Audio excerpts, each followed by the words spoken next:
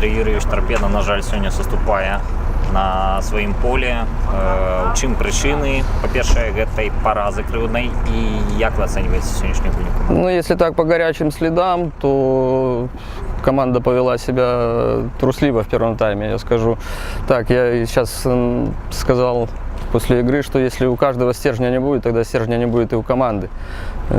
Планировали совершенно другой первый тайм, высоко встречать, активно играть, но не знаю, что случилось, я разберусь и как бы сделаем выводы. Но проигрывать такую игру, естественно, когда пропускаешь первый гол, не обязательно, немножко игра ломается, но в том-то и состоит команда, коллектив, чтобы перебороть эти моменты и добиваться результатов положительных. Не будем адваскаваць такі момант, што ад заўзятараў мы чулі нібыта аб прычынах такой неўпэўнай гульні Торпеда, гэта стартавы склад, што ён быў зменены і не такі, як мінулыя дзве гульні, адпаведна, каманда выглядала не так упэўнена. Як вы? Ну, у нас большая обойма футболистов, которые в тренировочном процессе доказывают свое место, допустим, в стартовом составе.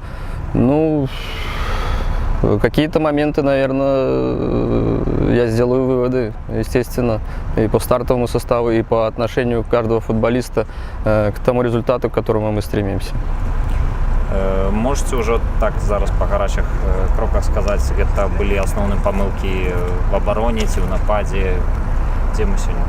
Ну, были ошибки, естественно, в обороне. Это и первый гол, и второй гол. Значит, появляются новые люди. Ну, пока нету того качества, которое мы хотели бы видеть на футбольном поле. Это и в плане созидания, и в плане обороны. Да, сыграл там Глинский справа в защите. Молодой футболист, естественно, постоянства не будет. Ну, ничего, будем расти дальше, будем двигаться. Другого пути нет. Не пужае ўжо такі момант, што наши прямые конкуренты ўжо наближаются до Торпеда. Вот мы делим другое, третье место. Честно говоря, меня ничего не пугает. Я уверен как бы в команде, я вижу это в тренировочном процессе, как ребята относятся. Ну, не получилось, да, не получилось. Я себя вину как бы не снимаю. Вы уже говорили по стартовому где-то составу. Ну, все в наших руках, все в наших ногах, головах, поэтому только через работу только мы можем достичь результата. И я уверяю, что мы будем биться до последнего тура, чтобы достигли своей цели.